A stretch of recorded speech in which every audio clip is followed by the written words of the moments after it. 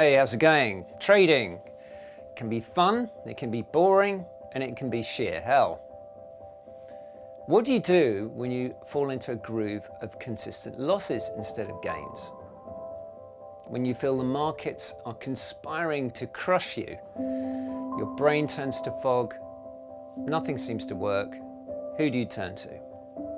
My next guest is no stranger to extreme pressure. He got into the industry in the 80s when traders were still using pencils and paper to mark up charts. In his 20s, he discovered he had arthritis, as if the pressure wasn't enough in a trading pit. He had to work on his mindset, his diet, and fitness generally to just stay in the game. As it happened, he thrived. He also found that he could teach what he taught himself to others. Today, Mark Randall is a very successful high-performance coach. He helps develop traders and trading teams at corporate level. Mark and I got together end of November 2024. Here's our conversation. Mark, hi, welcome to Traders Life. How's it going? Yeah, very well. Good to see you on this chilly but bright day in London.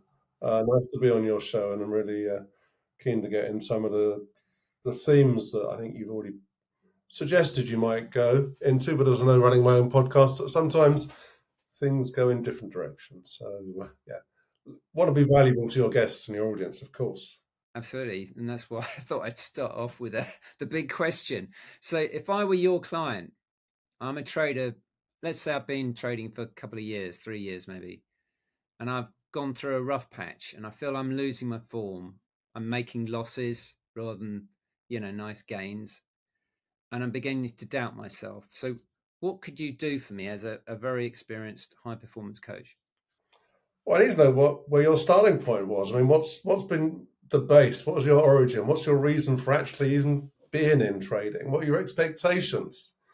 Because a lot of people think they're trading badly until they realize that Warren Buffett's average return is 13%, Stanley Druckenmeyer's 28%, and people are looking to get a 3,000% return and wondering why they're not doing it. So expectations and understanding what your driver and the reason is behind you trading. And how much work you do in that preparation process of understanding what you're trading, particularly around the product. What have you chosen? Have you chosen a product because somebody else is trading it? And have you done the really, really hard sort of work of understanding the personality and the vibration of your product? These things vibrate. They don't just trend. They shift around. There's understanding that. And it may be that work has not been done. So we start off with just really appraising the journey today and the why behind it and what's been missing from that journey and what's the quality of the sort of the elements of you that are facing this this world of trading. And I think many people mistake it, believing it's a game and that you need to have this sort of this amazing sort of intelligence to trade. But my dog could trade. It's going to go up, going to go down, right? And so, but what's the structure in you? Because it's more like a fight. It's more like war than it is a game. You're going to be vulnerable. You're going to get hit. You're going to get pain. You don't get that in tennis, right? You don't tennis. You have a break. You don't get necessarily a break in trading. And so the people that are facing their screen 8 hours a day or longer, with no strategy of personal defense, and not necessarily a strategy for offense either. And they think they can play the game because they kind of think, yeah, I can get involved, but they hit pain very quickly. And it's the fact that you've not had a strategy for pain. You've not perhaps even have a strategy for manage the quantity of your risk, identifying what that risk actually can be and shouldn't be. Do you have risk that allows you to sleep at night? That sort of thing. Or do you have risk that keeps you awake all night? If it keeps you awake all night, you've got too much risk. If you're trading a product that can get you into trouble quickly because it's a super volatile product that you don't understand, and thus you walk into this this firestorm by not knowing, some of the macro drivers in the market, what's coming out, who's about to speak. So all of that is in that structural conversation about, okay, what's your setup at a markets facing level, and why are you choosing to trade that, and what's your process around it? But how are you managing you? How are you turning up to be as sharp as you blooming well can to face a world that can kill you, quite literally? If you haven't got that worked out, then you're walking into something that you're probably going to lose money rapidly in, and more rapidly than you could ever expect. And if you thought it was fast last time, it could be 3 times as fast next time. And most people run out of money very, very quickly because they haven't thought about that holistic approach to trading. And that's what I unravel. And then we reset the base, and then we talk through it. And there's various things that I can do to go right into mind fitness. And I'm speaking to someone in the US Army about mind fitness programs for people facing significant requirements for performance, but also significant requirements for managing themselves through likely coming trauma. And if you walk into markets, there's too many people that are then looking to solve for trauma without actually starting their markets journey with preparing for trauma. So if you're prepared for trauma, you can you've got a process and deal with it, and that's the way okay, and and it's managed. But if you've not built that in, as soon as you get kicked, you might think, I'm long with crypto, I'm making money, bang, get 2 black swan events in a day. Musk says he's disinvesting from crypto, market's down 30% and you've lost significant money, you're getting killed very, very quickly. And if you don't have a plan for that, or you've not configured, well, where do I put a stop in? I heard someone coaching somebody on YouTube the other day that said, put a stop in the market, but don't make it a market all to stop. So okay, well, so many times the stop gets triggered because everyone else is at the same level. And if the market's gone offward and you're still up there with a stop that's not been filled, then that's not necessarily a stop that you want to consider.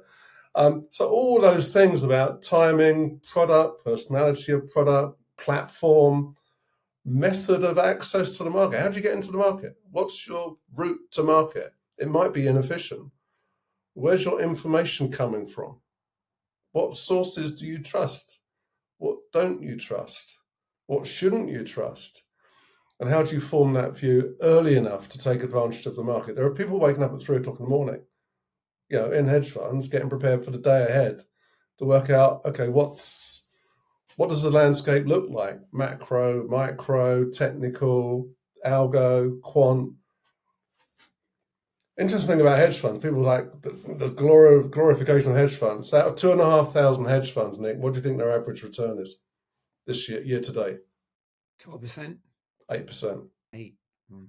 So even the people that are teed up as being gods are making 8%. So that, you got 1,000 quid, you're making 80. So if you look at that and you think, okay, what's your expectation as a Lambo dreaming trader that I want to turn my 10 grand into 100 grand? Well, okay, well, Buffett's not doing that. I mean, Buffett said recently that if he had less than $1 million, it's slightly easier for him to invest and work out. And he could probably get to 50%. So even Buffett's talking about 50%. Okay, you're making 500 out of 1,000. That's still a long way off getting your Lambo. So I think you need to quantify and qualify what your expectations are. Ask yourself, well, how much am I going to throw into this? Can I afford to lose it? And you should only walk into this if you think, I've got 50 grand. This is my trading budget, and I'm happy to lose it. Because if you've not done all that, the chances are you're going to lose it. So, okay. Because 95% of people will, that's the story. I think it's higher than that. It's probably about 97% of people fail in the space.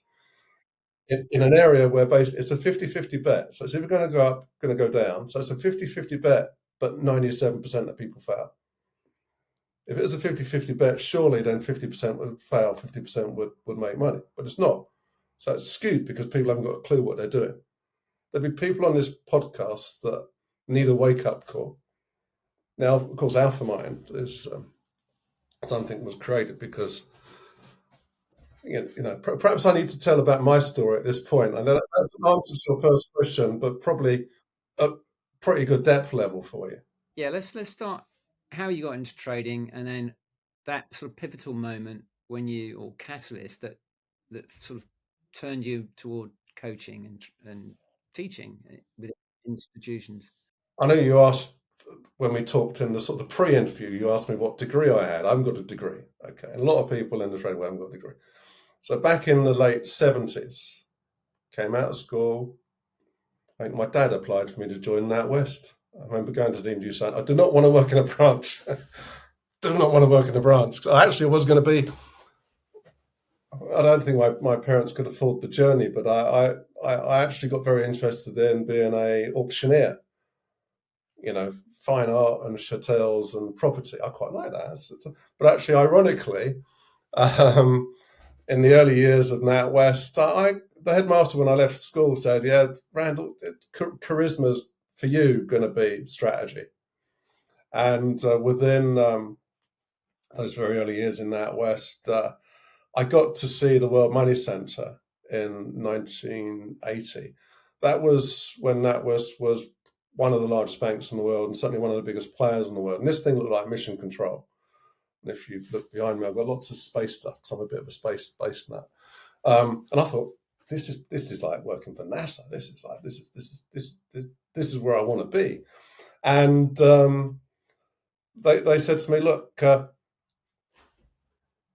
into personnel for about 15 months because actually you will then get to know the people that put you in the right place and see opportunity coming. And when I used to travel to work, I used to see that the Royal Exchange was being done up with something called LIFFE, obviously life. And it was being built then. And I got into futures.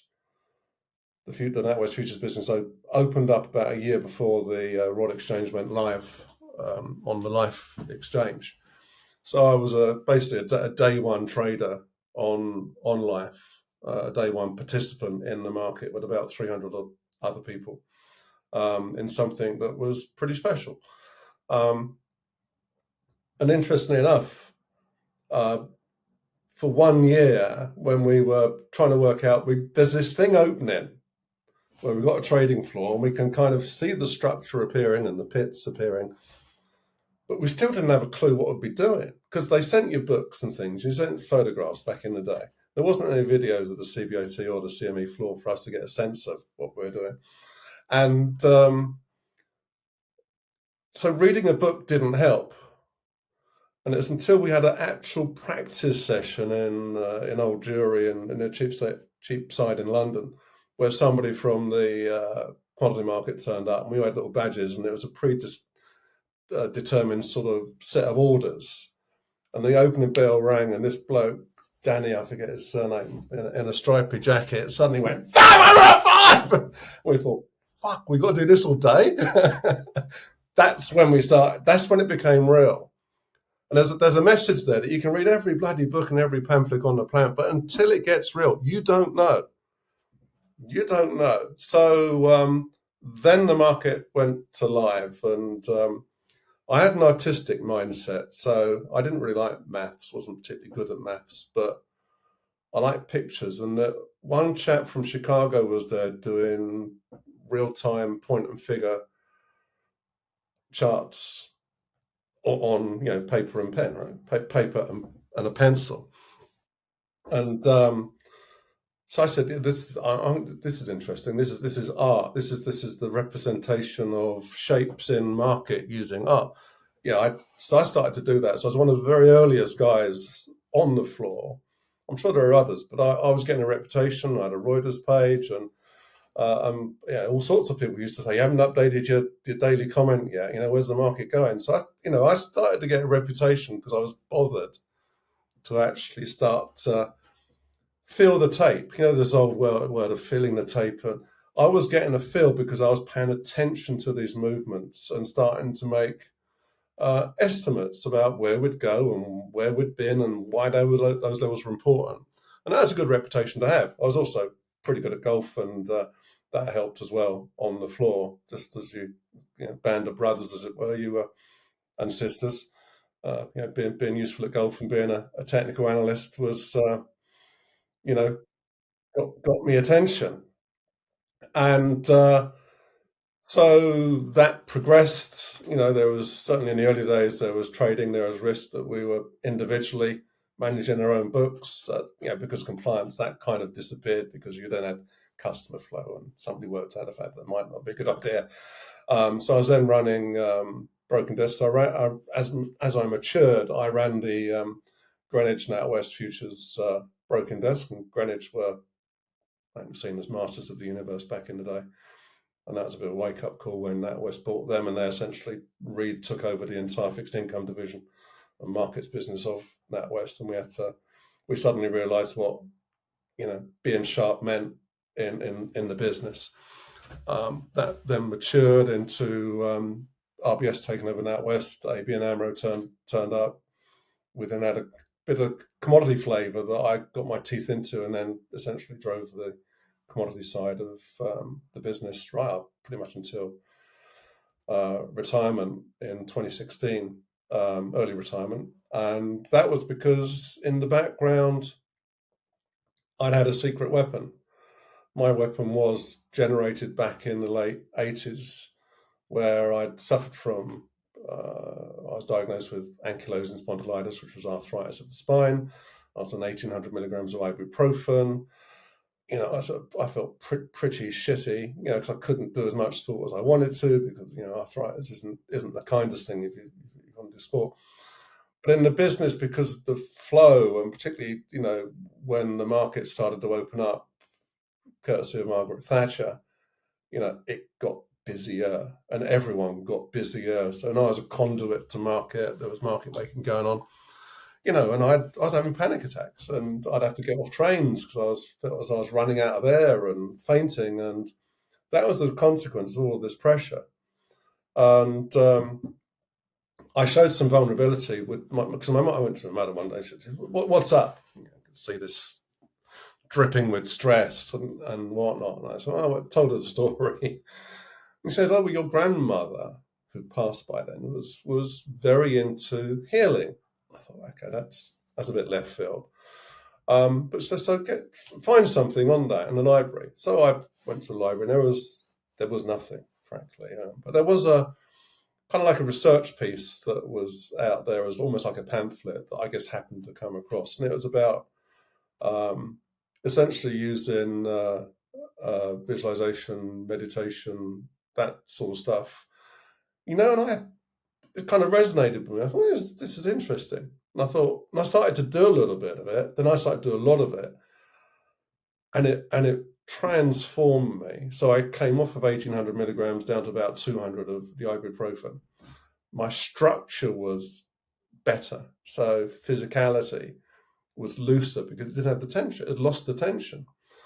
I'd stopped having, these stress moments in the heat of the moment, when with so much at risk, you don't want to be stressed, and big decisions, you don't want to be stressed. And I was getting through it admirably when others were falling apart.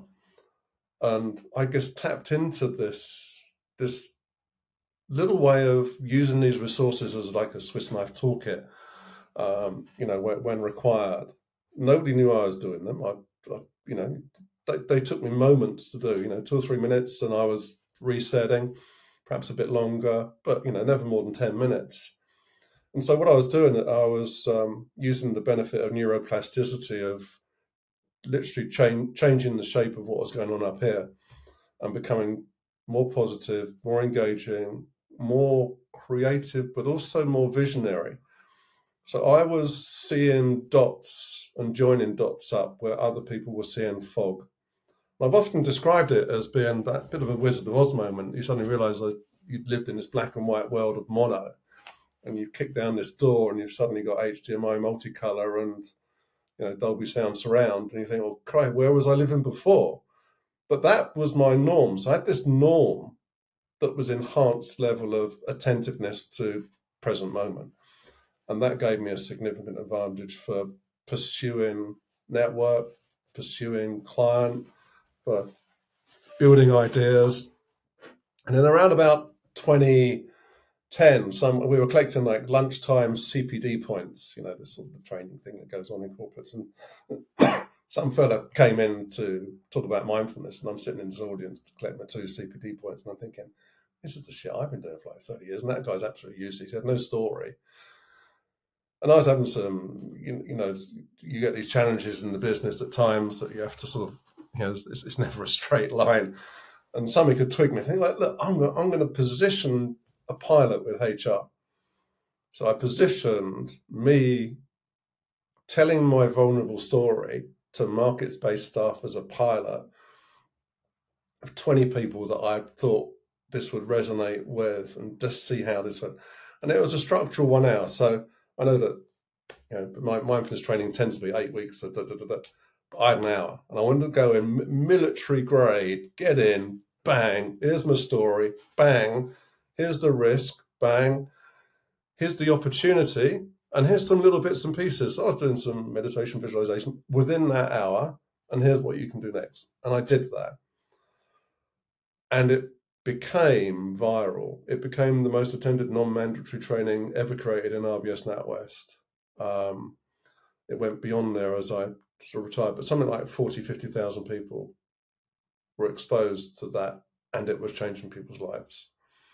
And I got noted by the board of the bank, because the executive sponsor for Wellbeing was Aileen Taylor, who was basically she was on the board of the bank.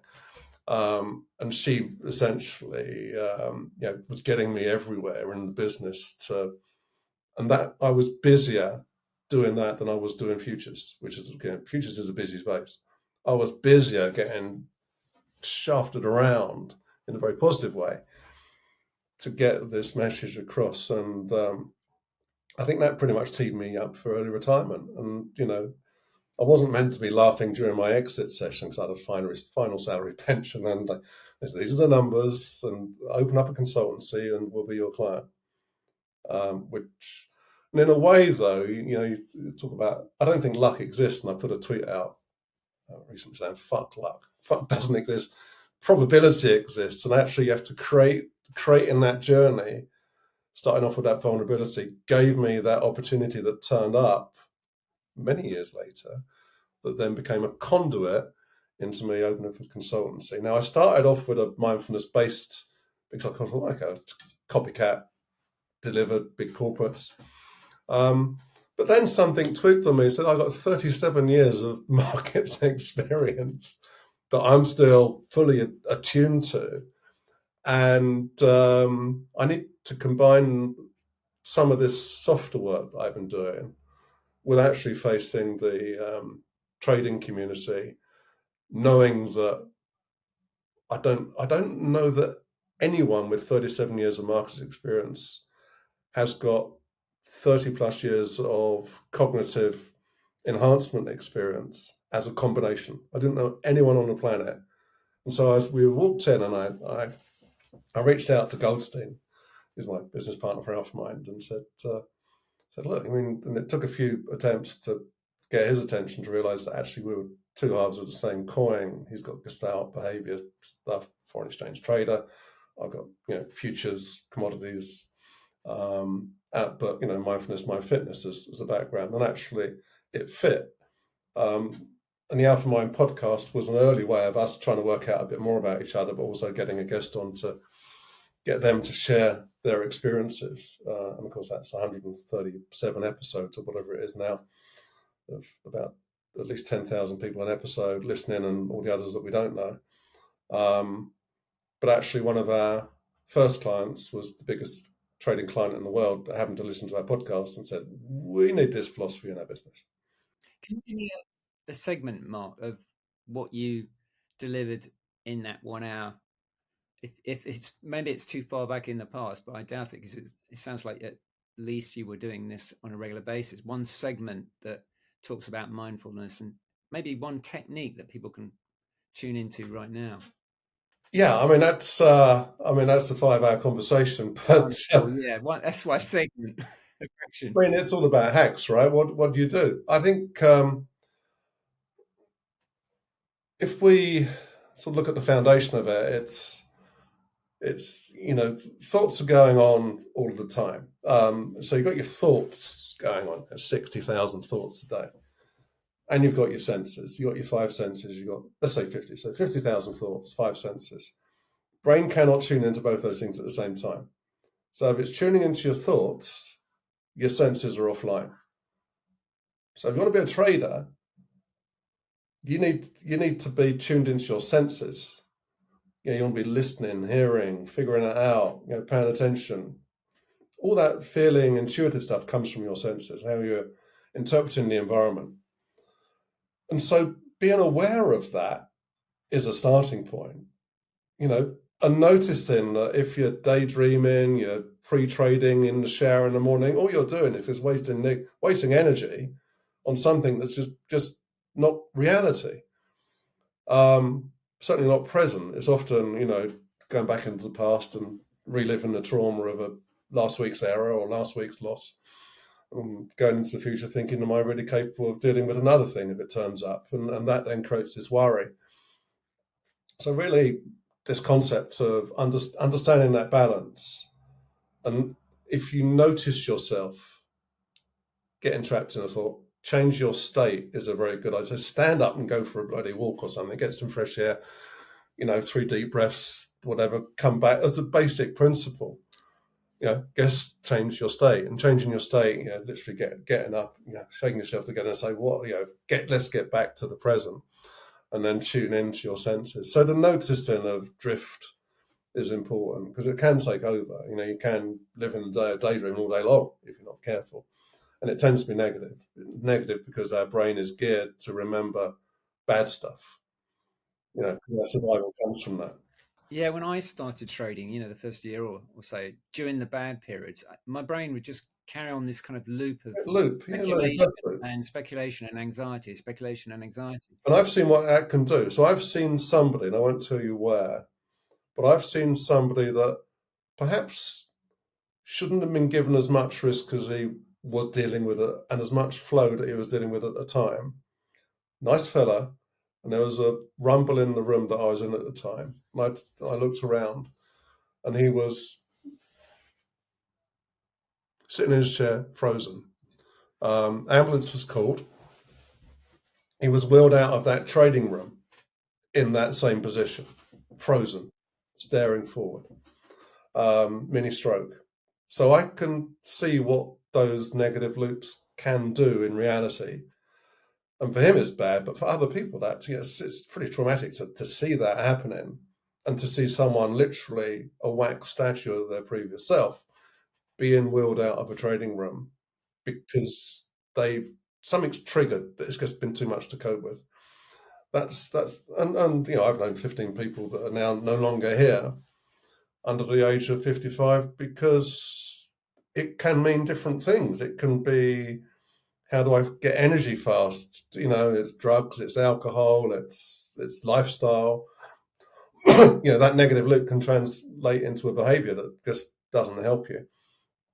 And I think that having a foundation of preventative loop happening is the starting point, because at the point you were going through, it was dealing with trauma that you'd not expected, that you've been stuck in, but you had no defense strategy for it. I mean, had you known that you could change your state or do some basic breath work, mindfulness. I've got some fairly complex visualization stuff that I'm doing with some clients, someone that's ultra high net worth that's literally changed his life. And I'm available for that for people that they can contact me afterwards if they want a program that is essentially a Trader Mind Fitness program with some unbelievable sort of methodology around meditation and visualization. So that's something that we can talk about privately, because they are bespokely created based upon the type of person that I'm dealing with. But yeah, you're quite right. The death spiral is something, how do you get out of it? It can last weeks. It's not just a moment. People can be stuck in it. And of course, it then affects home life, affect sleep. If you're not getting sleep, I always say that mindfulness is great, but if you're not getting enough sleep, if you're dehydrated and you've not got the right nutrition plan, you know, there's no point doing mindfulness because you've got to get that bit right first. So, and a lot of people don't have the right breakfast. You know, a number of young traders, I said, what do you have for breakfast? Or didn't have time for breakfast.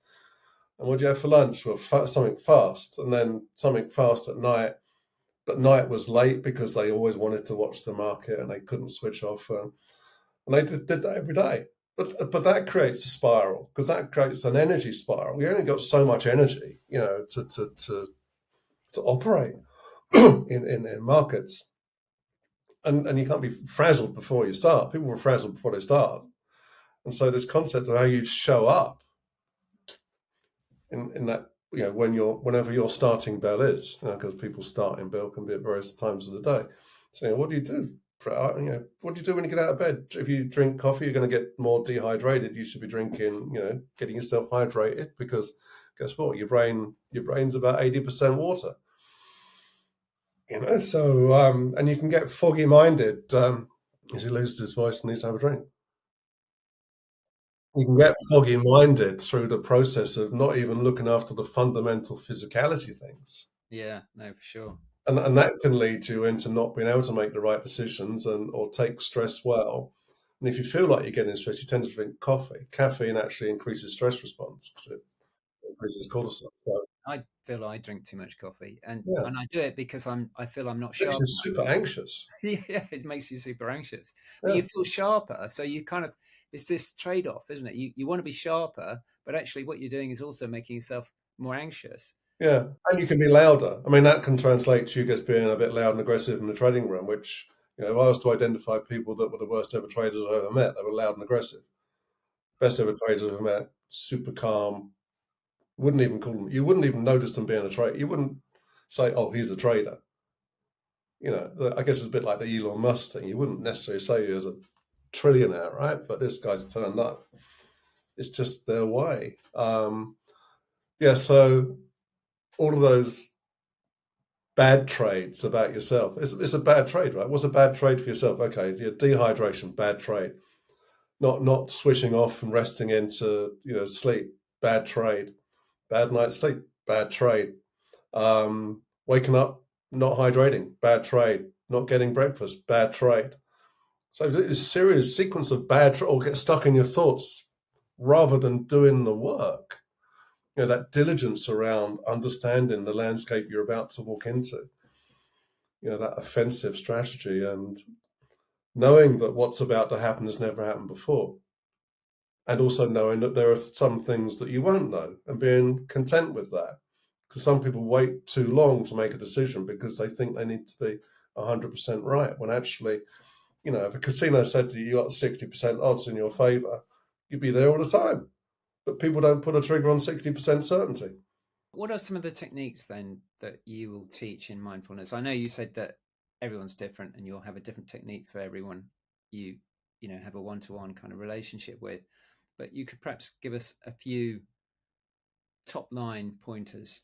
Well, basic meditation, the basic breath meditation I teach is that, just find yourself somewhere comfortable, just sit with some attentiveness, not slouch. Just this is not about falling asleep. This is about falling awake, Okay. quite literally. And then it's follow your breath. The coolness of the air as you breathe in, the warmth as you breathe out, and as you breathe out, get sense you're becoming heavier, and just follow that cycle. And then just notice that the body's not still. There are micro movements going on as you breathe, and just pay attention to those movements, like the chest rising and falling. You might sense your pulse. You might sense a tingling in your fingers and toes as your body starts to relax and your circulation starts to improve. And just notice those things. And even the coolness of the air as it passes through your nostrils. Just pay attention to those things. Do that for 3 minutes, 2 minutes, I don't know, 2 or 3 times a day. You're then starting to manage yourself with these little pauses, these little breaks. Little and often, I think, is better than doing a chant. I mean, I do. You go on a mindfulness course, and bless them and I was chairman of the British Mindfulness Association for a year, I resigned from it. There were some things I just couldn't tolerate. But basically, if you go to MBCT mindfulness course, in the first session, after 15 minutes, they're giving you a 45-minute lie on the floor body scan meditation. It's the reality of, use that in our world, in the sports world. Just forget that. I mean, what does Djokovic do? Djokovic does the same stuff I do. These people at the top of their sports career are doing the stuff that we do. Williams F1 doing the stuff that we do. And they build it in. And it's not so much yoga, it's more specifically delivered, tailored breath work with some visualization work. The visualization work was really, really important because when we were starting to do these programs, we started to realize that a lot of people had things they wanted to park and get rid of, like you were in that loop, right? So what's the plan for that? You can't just do breath work for that. You kind of have to park it. So there was a visualization journey in brief where I sort of take people on essentially in this sort of natural landscape, but mentally take them on, talk them through a journey. They then go down to this lagoon, and there's a place where you can identify the things that are on your mind, the things that are troubling you, and to write them down, and then to go into this lagoon and with my guidance, lean back and float. And as you're floating, just release those white things that have got those things written on into the lagoon. Because they're made out of Alka-Seltz material, they fizz and they bubble, start to disappear. And you get that sense of that negativity disappearing, and you get this energy charge by doing that. It's far, that gives you a sense but that allowed people to have a process of identifying the things they wanted to let go of. And it could be feeling, it could be process, it could be bad news, it could be something else, a trigger. But it gave them a process for doing that, and it worked. And 99% of people, when I say, did you get to the lagoon? That's absolutely. I was absolutely there, floating away under your guidance, and I sensed I was letting go of that weight. I don't know anyone that's doing that stuff. So it's imagineering in a way, if that's a word. Imagining. It's mind fitness. It's now a word, right? Let's just call it a word. Let's just create a word. It is imagineering. It is using this here to your advantage with a purpose.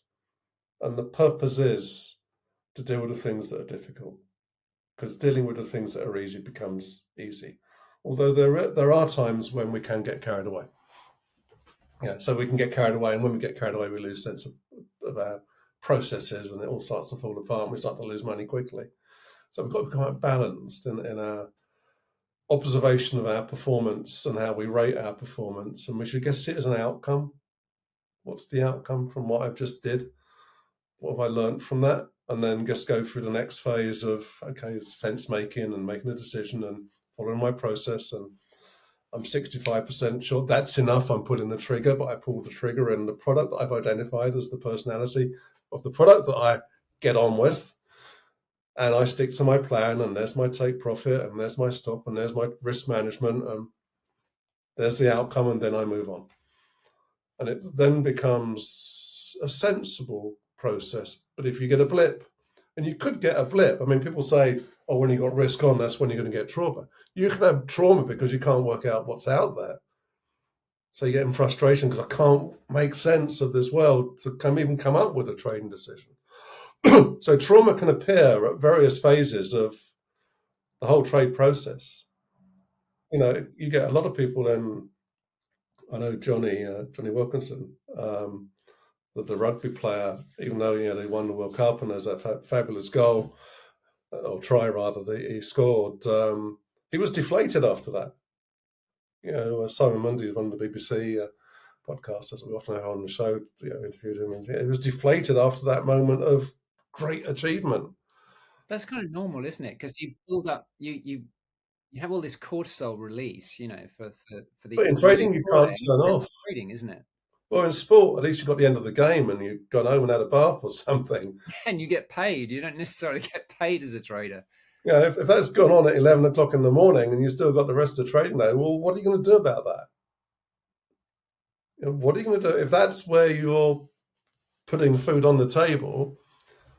Like I say, you need to have a plan for the fact that you don't want to be out. You don't want to red card yourself out of the game.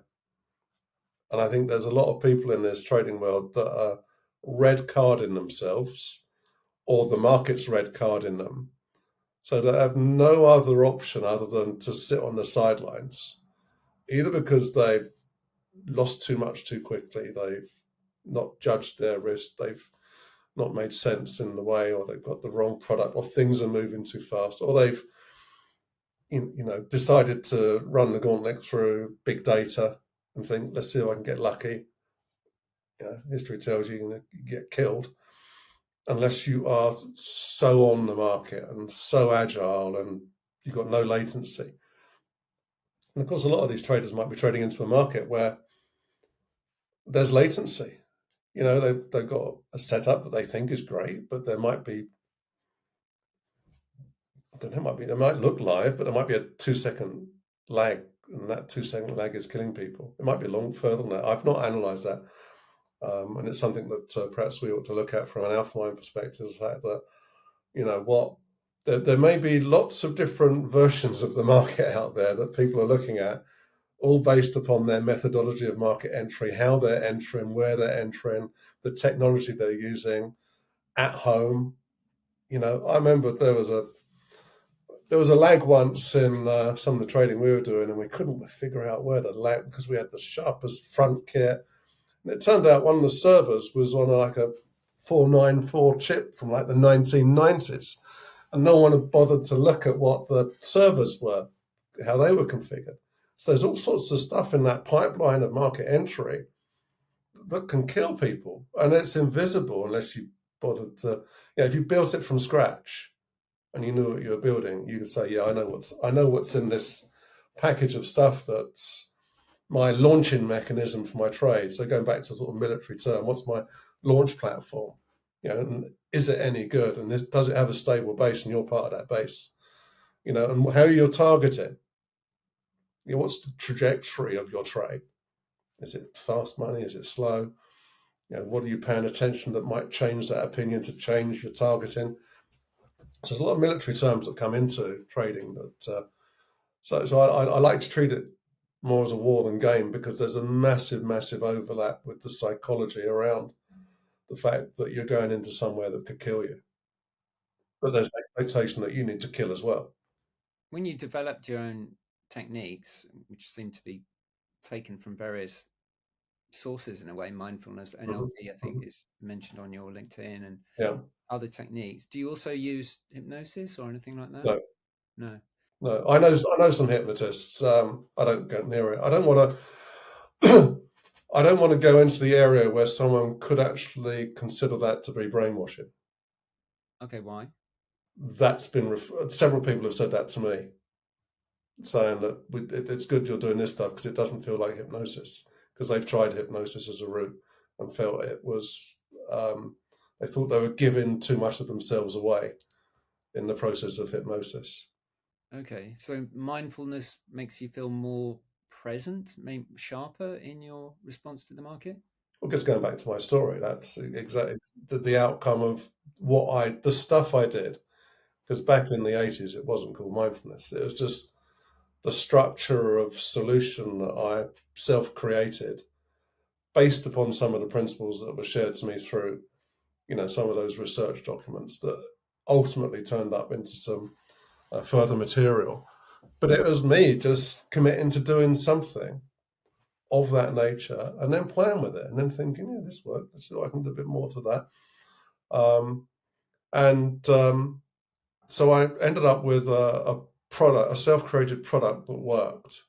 And so I wasn't intent on changing that. I didn't want I wanted that to be me managing me and not having the intervention of somebody else that might then say, yeah, you should do hypnosis or you should do some form of aromatherapy. Yeah, okay, fine, I'm aware of that stuff, but I've got my thing that works. Yeah, and I guess having been a coach within institutions, you've got a way of mapping out successes and the Well, blockages. yes, and there's the language, and I would say also that, I mean, I've attended a lot of other people's sort of mindfulness type sessions, and I remember one session, one bloke pulled out a piece of A4 and started reading the practice to people. I thought, well, that's pretty shocking, because you shouldn't sound robotic. It should come naturally, and it needs to come with a certain tone. So tone is very, very important. And so people often say, well, I guess love, your tone is as important as what you say. And is it canter's the right word? The sort of the speed of delivery is at the right pace for it to resonate well and for me to take it in, rather than me just talking like I'm reading out of a book. It needs to have the right pace, the right tone, the right words, the right structure, the right duration, um, the right beginning and the right end. Um, so I pat myself on the back for having created something that I had so many people in the mindfulness world that were saying, "Oh, but it's not 8 week MBCT and it's not 8 week." I said, all you need is 3 minutes, you know. And I was invited to a prison because I met a girl on one of the, because I thought I need to go to one of these courses just to, I'd say, yeah, done it.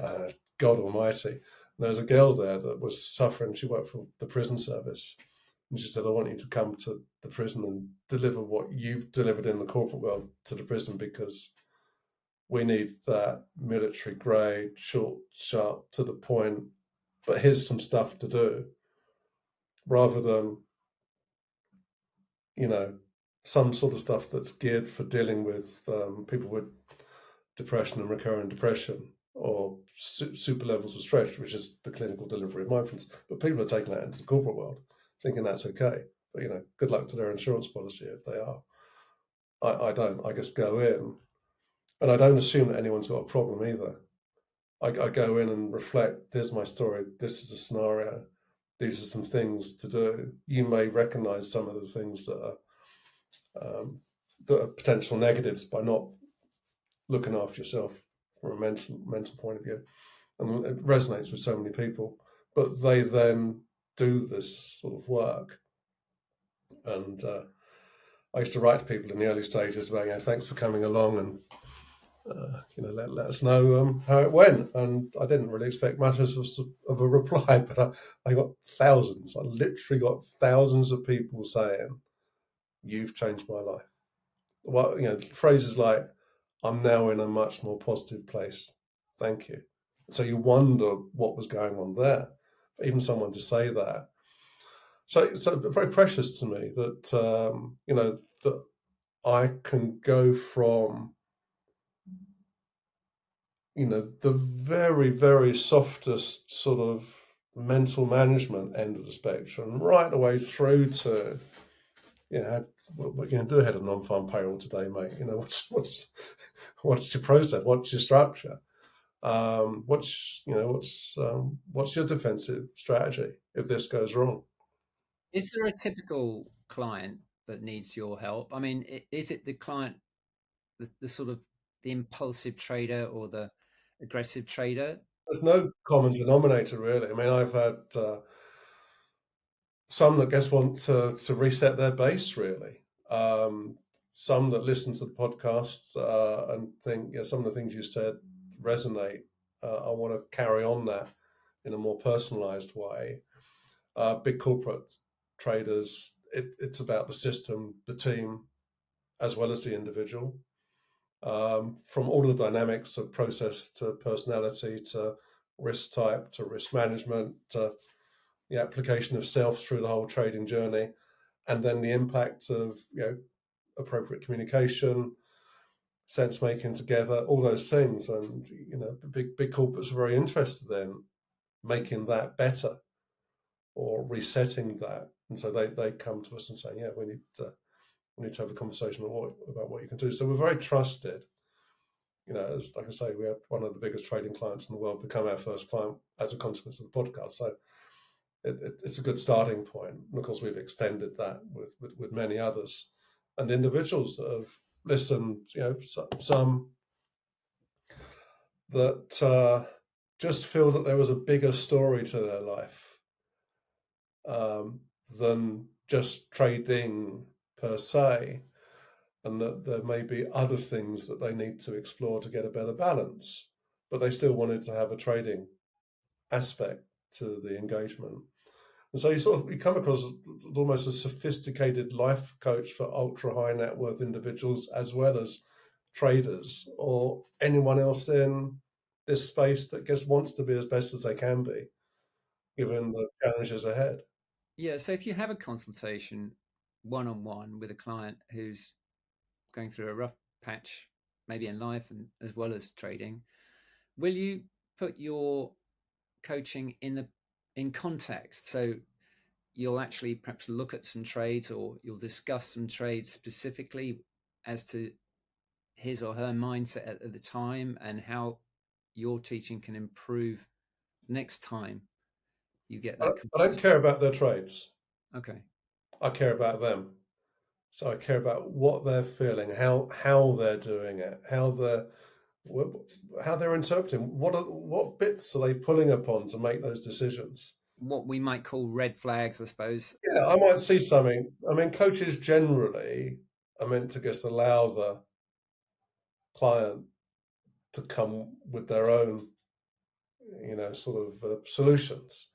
Um, I contract slightly differently with some clients, and if I see something that I think needs to be called out, will you allow me to call it out? And in fact, I have that conversation with big corporates, and they say, absolutely, that's what we're paying you for. So that's the coaching world is a bit odd. Some people say, well, we just have to say, so how is it for you? And some say, okay, we can put suggestions forward, but actually, there are times when directness needs to happen. And if you're allowed within the framework of how you've contracted to do that, there's an expectation that you might, this Give me an guy's going the example of wrong route. being direct. Yeah, and there's someone I was coaching that said, I'm going to get a windfall of £250,000 and I want to commit it all to trading. I said, you're fucking nuts. You're going to get £250,000. I mean, because I said there's a very, very high chance that in a month you won't have anything near £250,000. It'll be less. So, take your 200 and take 200 grand. Do like have 15% in cash, have some in premium bonds, some in bonds, something else in the stock market. Depending upon what the trend of stocks are at any given time, and treat it like a portfolio manager would treat a portfolio. But then have 30 to 50 grand. We think I'm happy to lose that, but don't forget if someone's giving you that amount of money, don't put it all on red or black. Particularly when you've got a very flaky base and you just got this dream of turning it into $1 million or something. You think, I've got a quarter, I'll turn it into one. Like I say, I mean, Buffett's on 50% at best. Stanley's on about 30%. Hedge funds are at 9%. And you'll think, what are you going to do? You're going to turn 250 into 300? Probably not, because there'll be some pain that you won't be able to take. Because when you're getting marked to market on some of these things, particularly if you've not managed to sell. What do you think, Mark, is a fair expectation to have, say, trading per month? Are you thinking 5%, 10, 15, 20? I guess told you that the 2,500 hedge funds are averaging less than 10%. Yeah, but they're trading for clients, right? Slightly different if you're a No, retail. that's their own prop as well. There's all sorts of things going on. Okay. But for a retail trader, I mean, it depends on the individual and that person's learning. But in your experience, can you maintain, say, 20% a month and realistically, do that kind of a return over years? Or does 20% sound like a really good month followed by a bad one? It depends on how much risk you're willing to put down. Everyone's going to have if you've got the backup and you've got the funding and you're happy to put up a lot of risk, then you'll make more money. If you've only got a small amount, it's an interesting question because, of course, you go long a crypto and okay, you double your money every month, and so maybe you just, but crypto, there's no fair value. If someone says, "What's the fair value of crypto?" There isn't a fair value. Everything else you can work out a fair value for. I'd say have modest expectations. If you can get 20 to 30%, then you're doing pretty well. The thing is that is it your career or is it a hobby? It can only be a career if you're doing that on possibly multiple prop firm accounts, Yeah, surely. exactly. There are people out there that have made 300%, for a moment, but there's a lot of sort of structure required for that. You might just get lucky, but if you make 300% of 100 quid, you're only going to make 300. That's not going to change anything. Even 300% of £1,000, it's not going to change your life, is it? No. Really? Even 300% of 30, you're not. So it's about where your starting point is, and having you're not going to turn 10 into 200. It would appear not, right? Mm. Commercial property in the long term has been a far better place to put money than stocks. So maybe you have a diversified portfolio. I think the speed of acquisition, I think people are impatient, as we find. People want big success too fast and without wanting to do the work either. And so they get disappointed when they don't get it. Those that are in it for the longer term, have put the commitment in and kind of worked out what they're willing to lose, and then are comfortable when they're losing parts of it with a view that ultimately, you know, they may make something from it. Because, if you do 100 trades and 50% of them are wrong, 50% of them are right, you might be flat. Do you trade yourself still? Yeah, I've got pension portfolio and all sorts of stuff to keep myself Is that involved leverage with. as well? Or Some of it is, yeah. okay, yeah, so you're very sensible. I know the risks, right? You look at it, you think, Yeah. yeah, it's difficult. But I think you have to look at the reality of it. The biggest people on the planet, and hedge funds are super dynamic. A lot and super and very much prop orientated. And look at their returns. Why aren't they at 20, 30%, 300%? Well, they might have a book that's massively up, but they tend to be very multiple players in those businesses that have all got different things on. And that protects the business's risk, overall risk, because they've got a diversified portfolio. But it's 10% because people, these hedge funds are all over it. Yeah, but 10%. But you should be happy with 10%. As an investor, the building site is offering you 10% on £1 million. You think, yeah, nice. But trading seems to have triggered this sort of, I can get the money quicker. Yeah, we can, because ordinary people can now access the markets, Yeah, and because we want everything like an Amazon delivery, you know, yeah. later this afternoon, we want we want our profit now, and if we And don't the get odd it, person might just happen to do the right thing in the right sequence, until all his mates he's turned 1,000 into 3,000 pretty quickly. but next week it's he's lost 4,000. So Right. that's the problem. I'm not discouraging people, but I think you just need to keep yourself very realistic.